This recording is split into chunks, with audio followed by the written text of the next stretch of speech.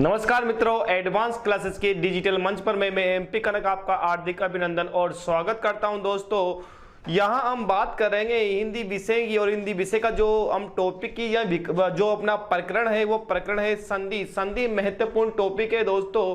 संधि को समझने के लिए आपको वर्णों का ज्ञान होना चाहिए। यदि आपको वर्णों का ज्ञान है तो आप संधि को समझ पाओगे। संधि एक ऐसा टॉपिक है दोस्तों, इसमें उपसर्ग भी आते हैं, उपसर्ग का ज्ञान भी आपको यहाँ पर हो जाता है। तो देखिए, इससे पहले जो संधि है, अब संधि की मैं बात करता हूं आपसे कि जो संधि है, संधि शब्द सम प्लस डी से मिलकर बना है दोस्तों। सम प्लस डी से मिलकर बनाए कौन सा? संधि शब्द। और यदि मैं यहां बात करूं कि संधि शब्द में कौन सी संधि है, तो समझ जाना संधि शब्द में संधि कौन सी है, इसमें व्यंजन संधि है। और संधि का जो शाब्दिक अर्थ यानी संधि के अर्थ की मैं बात करूं, संधि का जो अर्थ होता है, संधि के अर्थ की मैं बात करूं, संधि का अर्थ, तो संधि का जो अर्थ हो जाएगा दोस्तों, हो जाएगा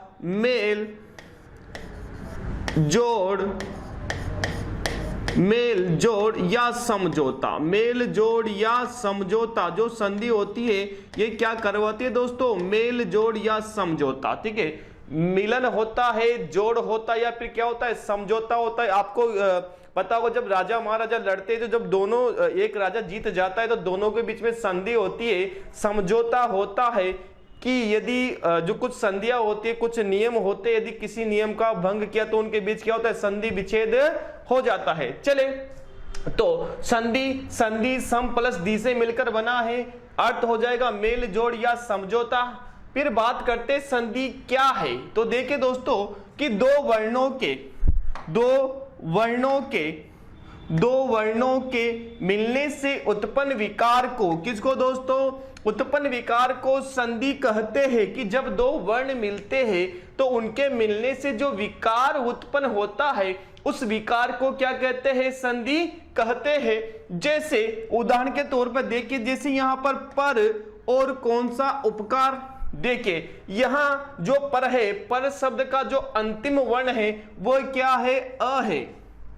और द्वितीय शब्द का जो पहला वर्ण है वो क्या है? उ है। और अ और उ मिलकर क्या बन गया? ओ। यानी ये क्या होगा? विकार उत्पन्न हो गया, दोनों में क्या होगा? परिवर्तन हो गया। और इसीलिए इसे क्या कहते हैं दोस्तों? संधि कहते हैं। और ध्यान रखना दोस्तों, जो संधि है, संधि का विलोम क्या है? एग्जाम में प्रश्न पूछा जाता है कि जो संधि का विलोम है वो क्या है? विग्रह है। ध्यान रखना, विच्छेद मत कर देना। एक बात और, यदि वहां पर विकल्प में आपको विग्रह नहीं मिले तो आप वहां पर विच्छेद कर सकते हो, लेकिन यदि विच्छेद और विग्रह दोनों हो तो आपको वहां पर प्राथमिकता देनी है। किसको? विग्रह को आपको प्राथमिकता देनी है। देखिए मैं आपको बता देता हूं कि वर्णों का मेल होता है। वर्ण आपको पता है कि वर्ण कितने होते हैं। हिंदी वर्णमाला में वर्णों की संख्या होती है, कुल 52 वर्ण होते हैं, जिसमें 11 तो स्वर होते हैं और क्या होते हैं? 33 व्यंजन होते हैं और बाकी अन्य वर्ण होते हैं। तो देखिए यहां पर हम बात करेंगे संधि की। संधि में दो वर्णों का मेल होगा। अब जब दो वर्णों का मेल होगा तो 52 वर्ण यानी जो अपने 44 वर्ण है, उन 44 वर्णों का यहां पर क्या होगा? प्रयोग होगा। तो देखिए मैं एक बार आपको बता देता हूं थोड़ा बहुत। देखिए जैसे यहां पर कि आ, ई, बड़ी ई, छोटा ऊ, बड़ा ऊ, और यहां पर री, ए,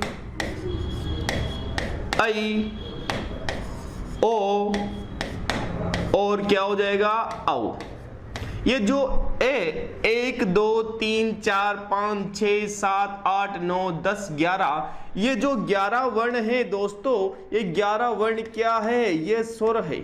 11 वर्ण क्या है? स्वर है। फिर मैं बात करूं व्यंजन की, तो देखना कि क, च, ट, त और प, ये 5 वर्ग होते हैं जिन्हें हम वर्ग भी कहते हैं। क वर्ग, च वर्ग, ट वर्ग, त वर्ग और प वर्ग। देखिए क के बाद आता है ख, फिर ग, फिर घ और फिर ङ, फिर च, छ, ज, झ और ञे, फिर ट, ठ, ड, ड और ण, फिर त, थ, द, ध और न, प, फ, ब, भ और कौन सा म।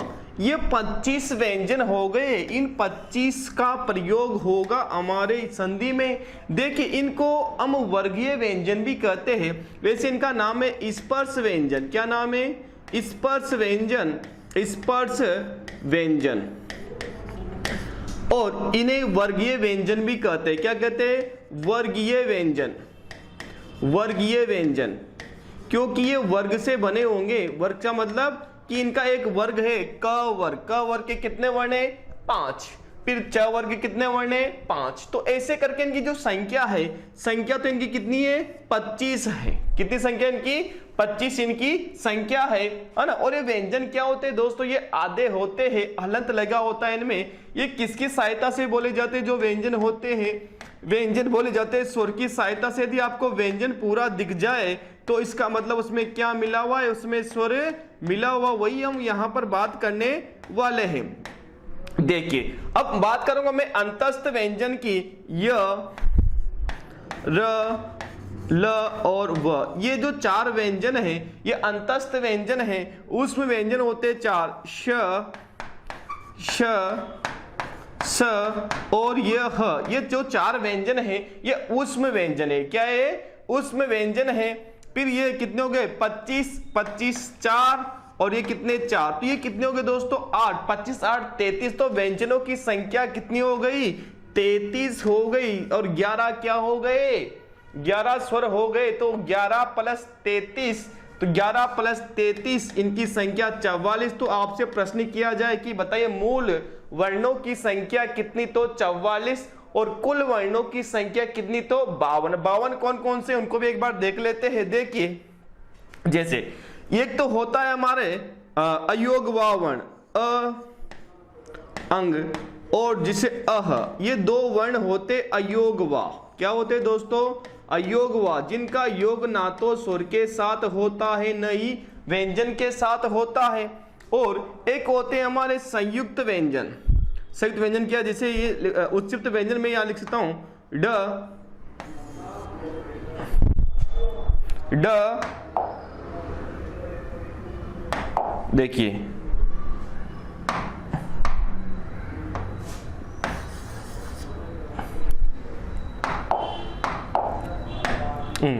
ड और कौन सा? ड। बस इनके नीचे क्या आती है दोस्तों? बिंदी आती है। और ये कहलाते हैं उत्सिप्त व्यंजन।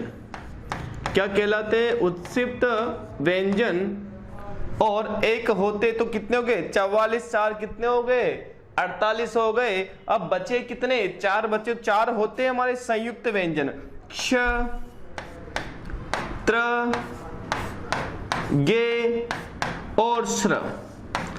क्ष, त्र, गे और श्र होता है। जो क्ष होता है ये किससे मिलकर बना होता है वो मैं बता देता हूं। इसमें आधा क होता है और पूरा क्या होता है? श।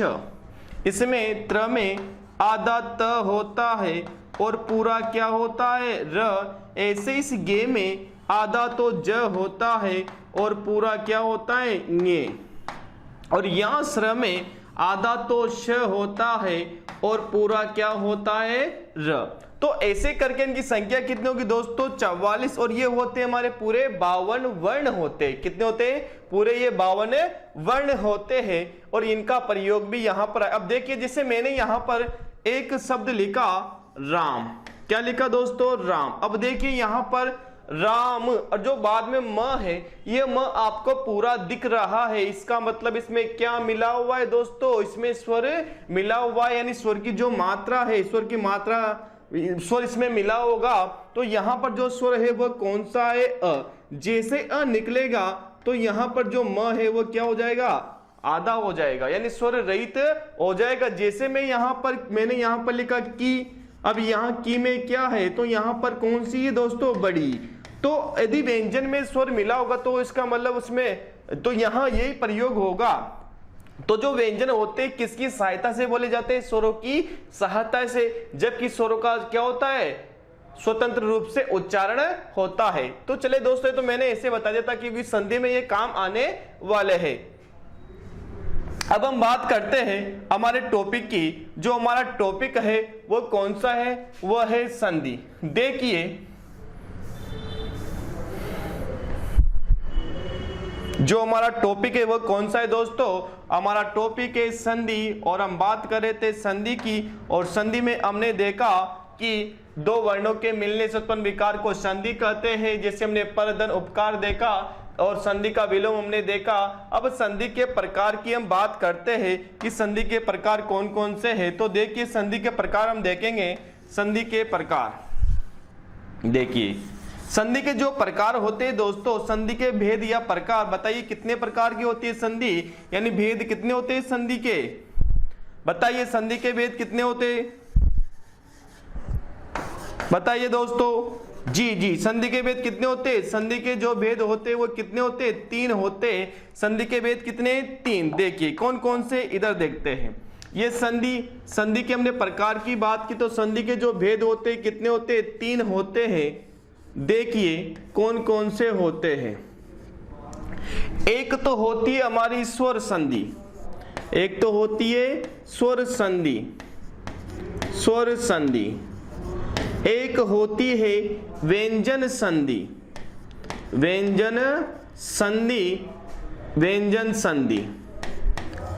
और एक होती है विसर्ग संधि, विसर्ग संधि।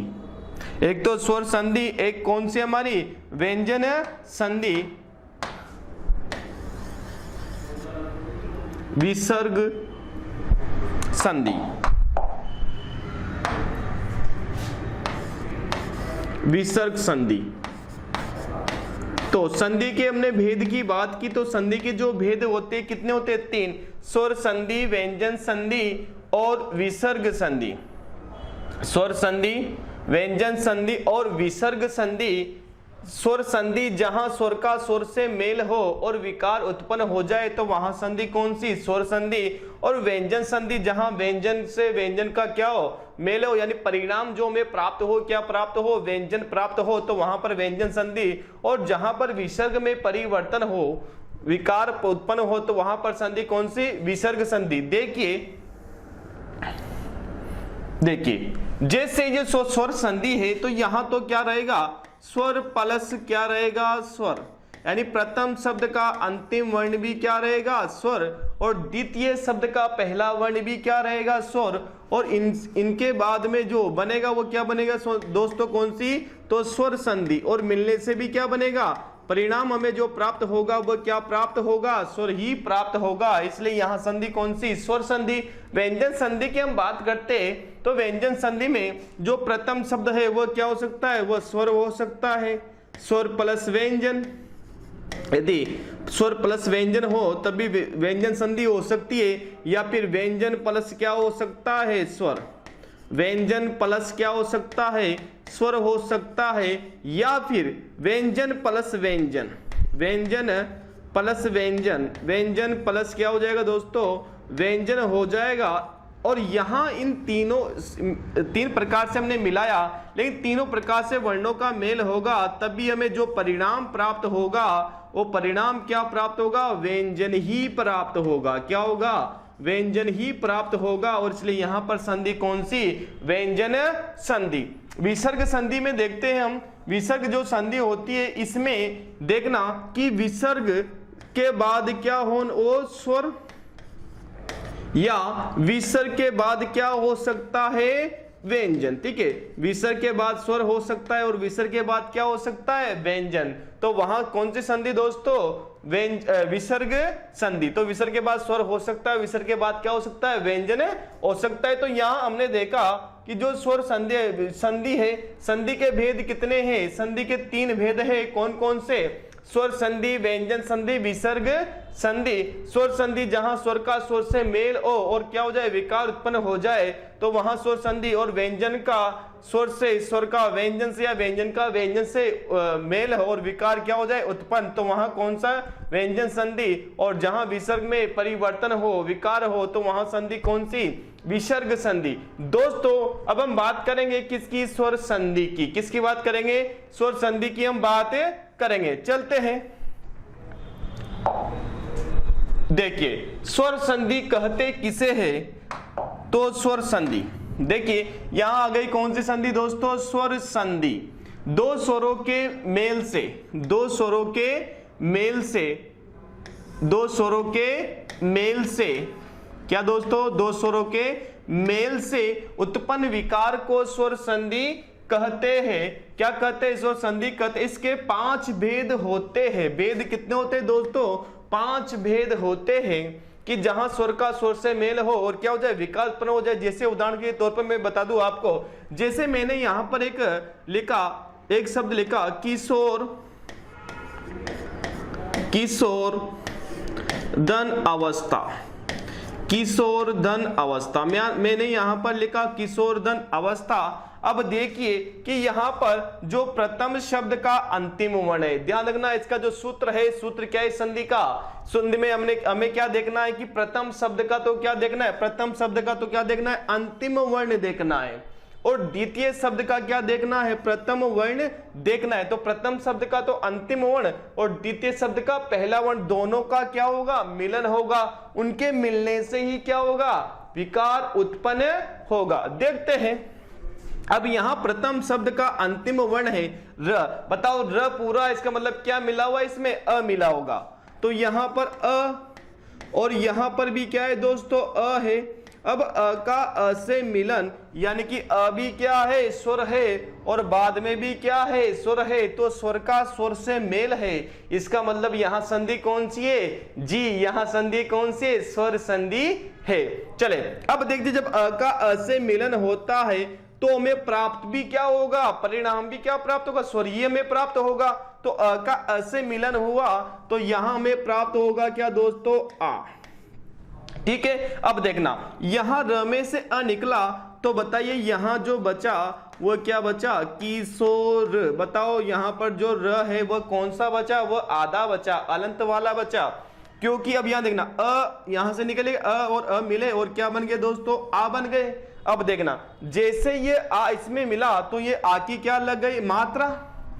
अ यहां से निकल गया, ठीक है, तो यहां क्या बचा, वस्ता बचा। तो यहां पर बन गया क्या, किशोरावस्था। ठीक है, तो स्वर का स्वर से मेल, तो कौन सी संधि, स्वर संधि। अब देखिए जो स्वर संधि होती है, स्वर संधि के 5 क्या है दोस्तों, उपभेद है। एक तो कौन सा, दीर्घ स्वर संधि, दीर्घ स्वर संधि। एक है गुण स्वर संधि, एक है वृद्धि संधि, एक है यण संधि, एक है अयादि संधि। दोस्तों इनको हम क्रम से पढ़ेंगे, पहले दीर्घ संधि पढ़ेंगे, फिर गुण पढ़ेंगे, वृद्धि पढ़ेंगे, यण पढ़ेंगे और क्या पढ़ेंगे, अयादि पढ़ेंगे। तो चलते हैं हम अपनी जो सबसे पहली संधि जो हमारी है वो कौन सी दोस्तों, दीर्घ संधि। दीर्घ संधि की ओर हम चलते हैं। देखिए दीर्घ संधि, अब दीर्घ संधि क्या कहती है, इसकी परिभाषा देखिए कि दो समान स्वर मिलकर दीर्घ हो जाते हैं। दो समान स्वर मिलकर क्या हो जाते हैं, दीर्घ हो जाते हैं। यदि दो समान स्वर मिलकर दीर्घ हो जाते हैं तो उसे क्या कहते हैं, दीर्घ स्वर संधि कहते हैं। जैसे यदि अस्व या दीर्घ अ या ई उ के बाद क्रमशः, यानी कि जो छोटा अ या ई या उ के बाद क्रमशः अस्व या दीर्घ अ ई उ अथवा अ ई उ आए तो इनके मिलकर क्या बनेगा, आ ई उ हो जाते हैं। कहने का मतलब है कि यदि प्रथम शब्द के अंतिम वर्ण की ध्वनि क्या हो सकती है दोस्तों, अ स्क्वायर, क्या हो, अ स्क्वायर, या फिर ई स्क्वायर, या फिर क्या, उ स्क्वायर। तथा द्वितीय शब्द का पहला वर्ण भी क्या, अ स्क्वायर, यहां भी क्या, ई स्क्वायर, और यहां भी क्या, उ स्क्वायर। तो इनके मिलने से जो इनका रूप बनेगा यानी जो परिणाम हमें प्राप्त होगा वो क्या प्राप्त होगा दोस्तों, दीर्घ। यहां पर आ हमें प्राप्त होगा और यहां बड़ी ई हमें प्राप्त होगा और यहाँ कौन सा, यहाँ पर बड़ा ऊ यहाँ पर हमें प्राप्त होगा। तो यही तो कहती है परिभाषा कि जब दो समान स्वर मिलकर क्या हो जाते हैं, दीर्घ हो जाते हैं, तो वहां जो संधि होती है वो कौन सी होती है, दीर्घ स्वर संधि होती है। तो हमने यहाँ देखा समान स्वर यानी कि अ या आ, इसका मतलब अ या आ, और यहाँ पर भी अ या आ, और यहाँ पर ई या ई, और यहाँ पर भी ई या ई। तो ये तीन नियम कहाँ पढ़ेंगे हम, दीर्घ संधि में पढ़ेंगे। तो बात करते हैं जैसे यहां पर दीर्घ संधि का पहला नियम आ चुका है, क्या चुका है, या फिर मैं यहां पर जो दीर्घ संधि का पहला नियम, दूसरा नियम और तीसरे नियम के एक एक उदाहरण यहां पर है। तो देखिए पहला नियम का उदाहरण है यहां पर कि पहला नियम क्या कहता है, प्रथम शब्द का अंतिम वर्ण क्या हो, अ या आ। तो यहां पर क्या है दोस्तों, अ है, तथा द्वितीय शब्द का पहला वर्ण भी क्या हो, अ या आ। तो यहां पर भी क्या है, अ है। इसका मतलब पहला नियम है। अब इनके मिलने से क्या बनना है, आ बनना है। तो इन दोनों का मिलन हुआ और मिलने से क्या बन गया दोस्तों, आ बन गया। अब देखिए जैसे इस शब्द में से यहां क्या निकला, अ निकला, तो शब्द क्या बच गया, आधा। बताइए क्या जुड़ जाएगा वहां पर, आ जुड़ते क्या बन गया, शब्दा। और यहां पर अ निकल ही गया, बताओ शब्द क्या बन गया हमारा, शब्दालंकार। क्या बन गया दोस्तों, शब्दालंकार। ऐसे ही सची धन इंद्र, सची दोस्तों इंद्र की पत्नी है। सची कौन है, इंद्र की पत्नी है सची। तो यहां पर क्या है दोस्तों, बड़ी ई है और यहां पर क्या है, छोटी ई है। नियम यही तो कहता है चाहे छोटी ई हो या बड़ी ई हो, मिलने से क्या बनेगा, परिणाम हमें क्या प्राप्त होना है, बड़ी ई हमें यहां पर परिणाम प्राप्त होना है। जैसे बड़ी यहां से निकल के यहां पर क्या बच गया, सच बच गया। लेकिन इन दोनों का मिलन हुआ और यहां से निकली तो बड़ी बन गई।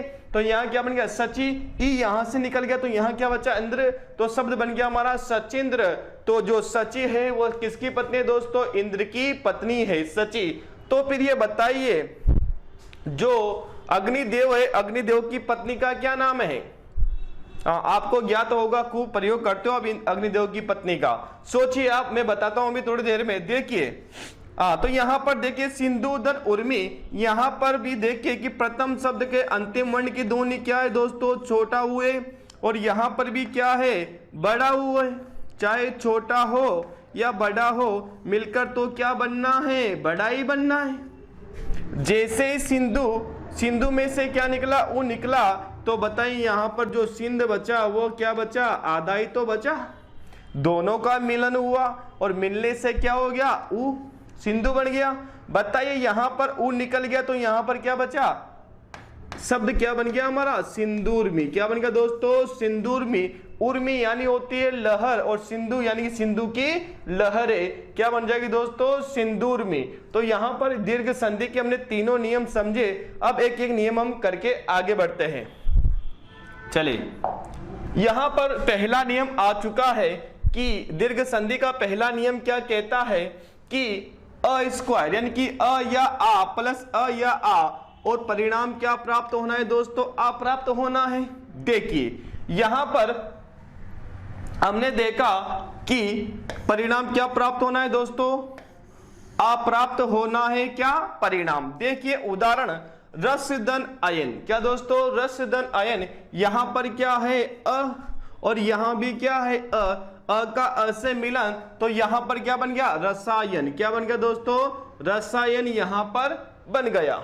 ऐसे ही स्वर्णधन अवसर, यहां क्या है, अ, और यहां भी क्या है, अ, और अ का अ से मिलन, बताइए क्या बन गया, आ बन गया। तो ण में क्या बन गया, णा। तो क्या बन गया, स्वर्णावसर। क्या बन गया दोस्तों, और इसको अलग करेंगे तब भी अलग कहां से करेंगे, यहीं से करेंगे। चले, नित्य धन आनंद। क्या दोस्तों, नित्य धन आनंद। तो यहां क्या है, अ, और यहां क्या है, आ। देखिए एक बार करके देखते हैं। जैसे नित्य धन आनंद, नित्य धन आनंद। अब देखिए यहां है क्या है, अ, क्योंकि यह में क्या मिला हुआ है, स्वर, और कौन सा, अस्वर है। यहां क्या है, आ है। जब अ और आ का मिलन होगा तो बताइए क्या बनेगा, आ बन जाएगा। ये में से अ निकला तो यहां पर क्या बन गया दोस्तों, ये और ये कौन सा, आधा। ये जो यज्ञ वाला है कौन सा है, आधा है। और जब ये दोनों मिले, इनके मिलने से क्या बन गया, परिवर्तन क्या हुआ, आ परिवर्तन हुआ। तो आ जैसे ही आ की मैंने यहाँ पर मात्रा लगाई, क्या बन गया, नित्या। आ यहां से निकल गया, बताइए शब्द क्या बन गया हमारा, नित्यानंद। क्या बन गया दोस्तों, नित्यानंद। ऐसे ही मित्र धन आहार, यहाँ क्या है अ और यहाँ क्या है आ, मिलकर क्या बन गया दोस्तों, मिताहार। क्या बन गया, मिताहार। ऐसे ही यहाँ पर क्या है अ और यहाँ भी क्या है आ, मिलकर क्या बन गया दोस्तों, आ बन गया। और शब्द बन गया कौन सा, सौ का कुल। तो ये नियम था हमारा कौन सा, नियम नंबर पहला। देखिए अब बात करेंगे नियम नंबर दूसरे की। दूसरा नियम क्या कहता है, दीर्घ संधि का, कि प्रथम शब्द का अंतिम वर्ण क्या हो दोस्तों, ई या ई, तथा द्वितीय शब्द भी क्या हो सकता है, वर्ण क्या हो सकता है, ई या ई। तो इनके मिलने से जो बनेगा वो क्या बनेगा, बड़ी प्राप्त होगा। चले, जैसे रवि धन इंद्र, क्या बना दोस्तों, रविंद्र। जैसे विधन ईक्षण, क्या बना, वीक्षण। यहाँ क्या है, छोटी ई और यहाँ क्या है, छोटी ई। बताओ मिलकर क्या बनेगी, बड़ी। और शब्द बन गया कौन सा, रविंद्र। जैसे वी, यहाँ क्या है, ई और यहाँ कौन सी है, बड़ी। और मिलकर क्या बन गया दोस्तों, वीक्षण बन गया। ऐसे यहाँ बड़ी है और यहाँ कौन सी है, छोटी है। अब देखते हैं एक उदाहरण में बता दूं आपको जिससे तोड़कर। जैसे यहाँ पर बना शब्द कौन सा, सुदिंद्र। क्या बना दोस्तों, सुदिंद्र। अब ये सुदिंद्र है। अब बताओ इसको तोड़ेंगे कहां से, जहां से ये जुड़ा है वहीं से इसको क्या करेंगे, हम तोड़ेंगे। अब देखना, जैसे हम इसको तोड़ेंगे तो यहां तो निकल गया क्या, सुद्धि, और यहां निकल गया क्या, इंद्र। क्योंकि देखना यहां पर भी बड़ी और यहां पर कौन सी है, छोटी है। अब देखना यहां तो बड़ी ई और यहां कौन सी, छोटी है। जब दोनों का मिलन हुआ और मिलने से भी क्या बनेगी, बड़ी ई बन जाएगी। तो जैसे यहां से बड़ी निकली तो बताइए यहां पर क्या बच गया, शुद्ध, और वो भी कौन सा, आधा। ई और ई मिले, बताइए क्या बन गया, बड़ी ई। ये यहां से निकल गया तो यहां क्या बचा, ये। बताओ शब्द क्या बन गया हमारा, सुदिंद्र। ऐसे ही रजनीश, बताओ यहां से ई निकलेगी और यहां से ई निकलेगी। यहां से ई क्या निकलेगी, ई निकलेगी, और यहां से भी क्या निकलेगी, ई निकलेगी। जब दोनों ई निकल कर बताओ क्या बन जाएगी, बड़ी ई बन जाएगी। बड़ी जैसे ही बनेगी यहां से क्या बचाओ, रज। बताओ न आधा बचा, ई क्या इसमें जुड़ जाएगी, रजनी बन गया। ई यहां से निकल गया, बताओ शब्द क्या बन गया हमारा, रजनीश। क्या बन गया दोस्तों, रजनीश। बात करते हैं तीसरे नियम की। देखिए तीसरा नियम क्या कहता है, तीसरा नियम भी यही कहता है कि यदि प्रथम शब्द के अंतिम वर्ण की ध्वनि क्या हो सकती है दोस्तों, उ या ओ, और यहां भी क्या, उ या ओ, तो बताओ परिणाम क्या प्राप्त होना है, बड़ा ओ पर यहां पर प्राप्त होना है। देखिए जैसे मृत्यु धन उपरांत, क्या बना दोस्तों, यहां पर क्या है, छोटा ऊ है, और यहां पर क्या है, छोटा ऊ है। बताओ मिलकर क्या बन गया, बड़ा ऊ। देखिए कैसे बना, देखिए जैसे मैंने यहां पर लिखा मृत्यु, मृत्यु, और क्या लिखा मैंने यहां पर, उपरांत, मृत्यु धन क्या लिखा, उपरांत। अब ध्यान से देखिए यहां पर क्या है, छोटा ऊ, और यहां पर क्या है, बड़ा ऊ, छोटा ऊ। छोटा ऊ मिले और मिलकर क्या बन गए दोस्तों, बड़े ऊ बन गया। बड़े ऊ में परिवर्तन हो गया। जैसे ही यहां से क्या निकला, छोटा ऊ निकला। बताइए यहां पर क्या बच गया, मृत्य, यानी कि यह कौन सा बच गया दोस्तों, आधा बच गया। अब बताइए इसमें ऊ और ऊ मिले और बड़े ऊ की क्या लग जाएगी यहां पर, मात्रा। बड़े ऊ की मात्रा ये वाली होती है, ऊ यहां से निकल जाएगा। बताओ यहां पर क्या बच गया, प्रांत बच गया। बताओ शब्द क्या बन गया हमारा, मृत्यु प्रांत। क्या बन गया दोस्तों, मृत्यु प्रांत हमारा शब्द बन गया। देखिए एक और लेता हूं मैं यहां पर, गुरु उपदेश। देखना, देखिए गुरु,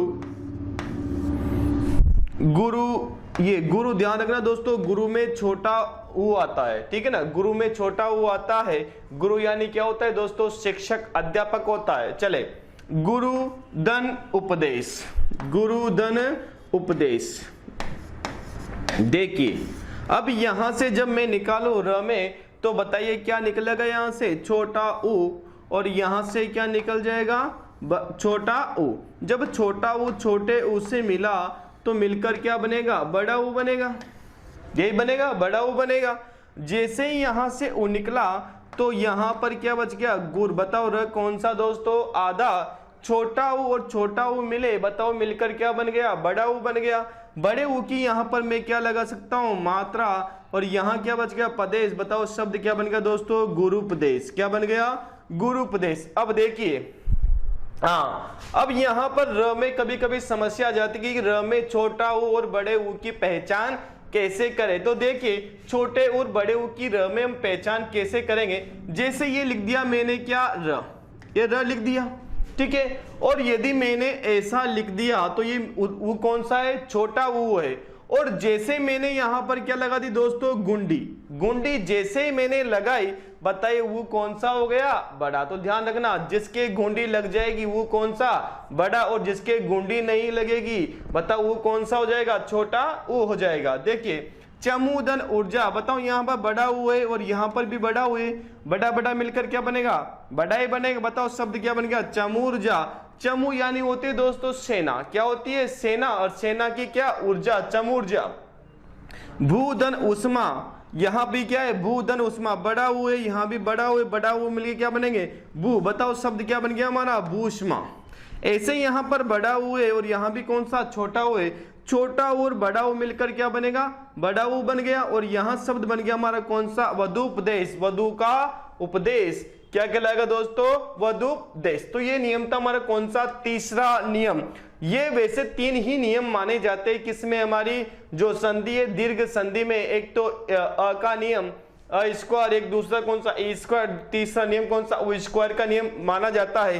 परिणाम क्या प्राप्त होता है दोस्तों, परिणाम हमें यही प्राप्त होता है कि आ, बड़ी ई और कौन सा, बड़ा ऊ। ये 3 ही परिणाम हमें प्राप्त होते हैं किसमें, दीर्घ संधि में। देखिए, लेकिन कभी कभी ऐसा प्रश्न भी एग्जाम में पूछ लिया जाता है, तो वो भी आप देख लीजिए। वैसे हमारे जो हिंदी व्याकरण में री में भी समस्या है। कुछ विद्वान री को स्वर नहीं मानते और कुछ विद्वान री को स्वर मानते हैं। चले, यहां पर अब जो संस्कृत है, संस्कृत में तो डबल री है, हमारे यहां तो एक री है, उसमें भी समस्या है। लेकिन जो संस्कृत है उसमें तो कितनी री है दोस्तों, डबल री है। अब देखिए, संस्कृत की संधि है, एक बार देख लेते हैं कि यहां पर छोटी री और छोटी री मिलकर क्या हो जाएगी, बड़ी री। कैसे, जैसे यहां पर लिखा मैंने शब्द मातृ धन ऋण। बताओ मातृ धन ऋण, ठीक है। अब यहां री निकला, जैसे री निकला और यहां से भी क्या निकलेगा दोस्तों, री निकला।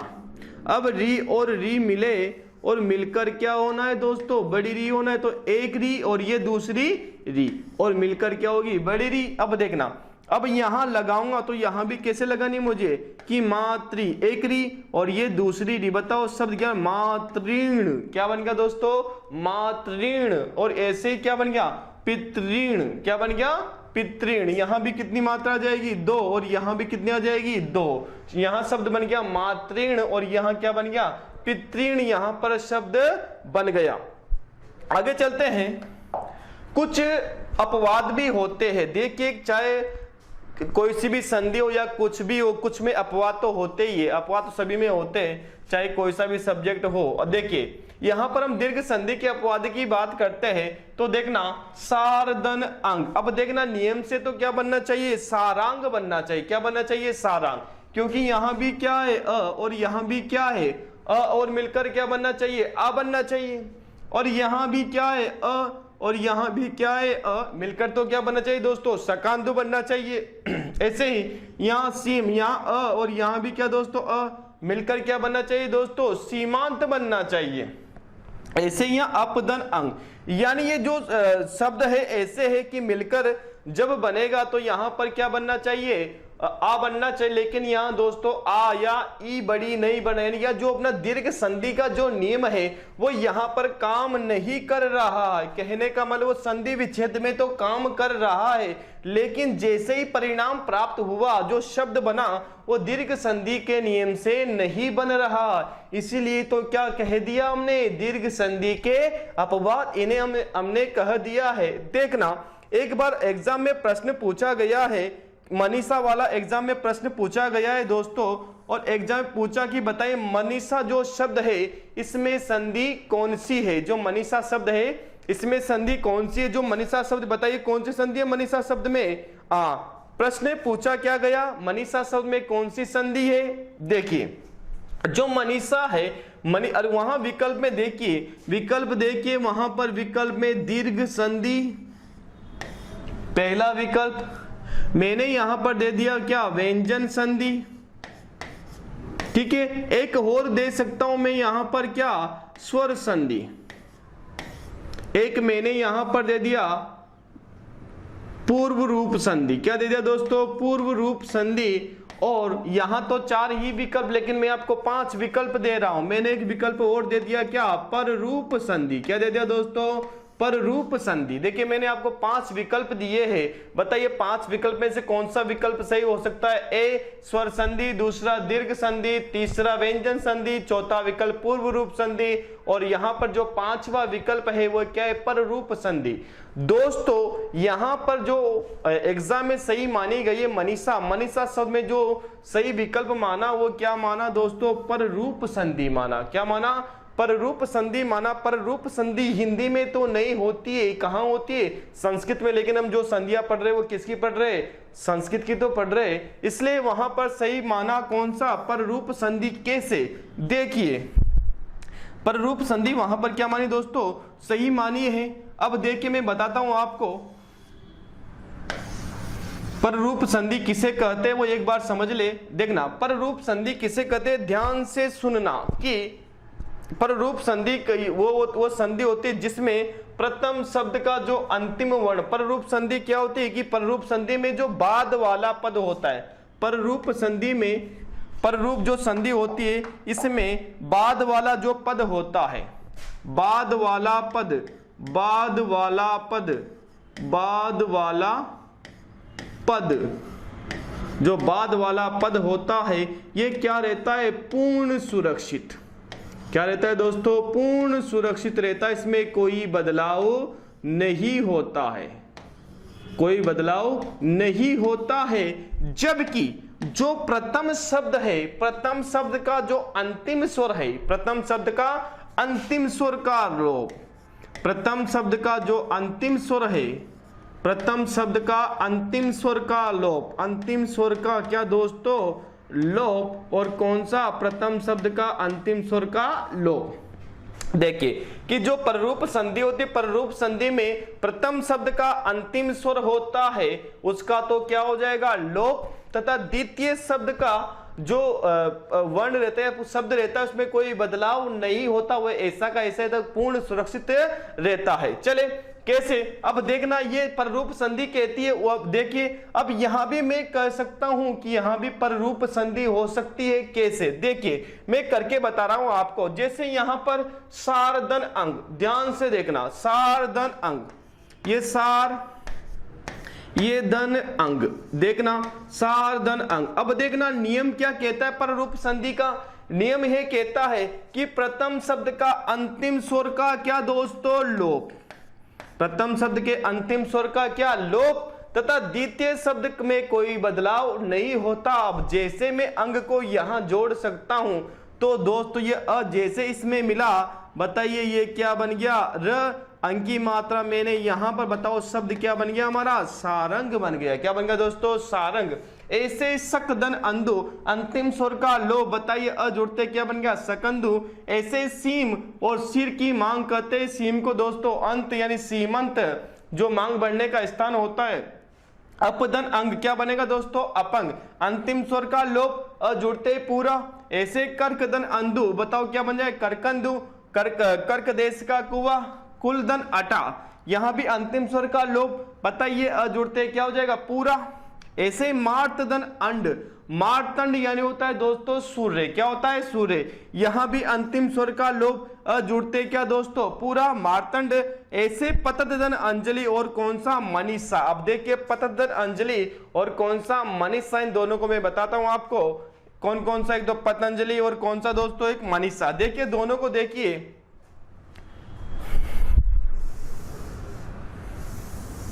देखिए एक तो कौन सा मनीषा और एक कौन सा पतंजलि। कैसे बनता है दोस्तों, देखना ये तो हो गया पतत धन अंजलि, पतत धन अंजलि। देखिए अब नियम क्या कहता है, पर रूप संधि का नियम है, कहता है कि प्रथम शब्द का अंतिम स्वर, क्या देखना है हमें, प्रथम शब्द का अंतिम स्वर। बताइए प्रथम शब्द तो यही है, अंतिम स्वर किसमें है, इस वाले त में तो नहीं है, ये तो क्या है हलंत वाला है, यानी ये तो आधा है, इसका मतलब इसमें तो अंत ये नहीं है। अब देखना परिभाषा ध्यान से सुनना कि प्रथम शब्द का अंतिम स्वर तथा अंतिम स्वर के बाद जितने भी व्यंजन आएंगे उनका भी क्या हो जाता है, लोप हो जाता है। ठीक है, ये भी ध्यान रखना कि एक तो अंतिम स्वर और अंतिम स्वर के बाद यदि कोई व्यंजन भी आया तो उसका भी क्या हो जाएगा, लोप हो जाएगा। अब देखना अंतिम स्वर इसमें नहीं, इसका मतलब इस वाले त का तो क्या होगा दोस्तों, लोप हो गया। इस वाले त में अंतिम स्वर है, इसका मतलब इसके स्वर जो स्वर है उसका भी क्या हो गया, लोप। अब देखना यहाँ जो पत बचा, ये क्या बचा, ये भी क्या बच गया, आधा।